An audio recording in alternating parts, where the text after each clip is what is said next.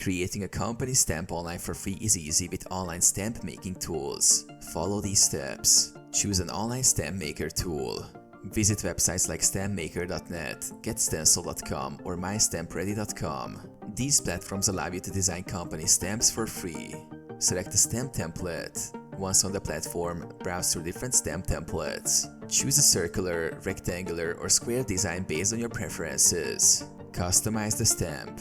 Use the Tools editor to add your company's name, logo, address, or registration number. You can also adjust the font size, style, and placement. Some platforms offer logo upload options.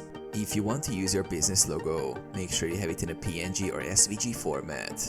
Adjust design and colors. Customize the border style and color. Ensure the text and logo are well aligned and legible.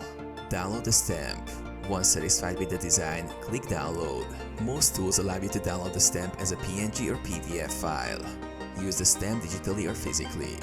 You can use the stamp directly on documents or print it. If needed, upload the design to a printing service to get a physical stamp.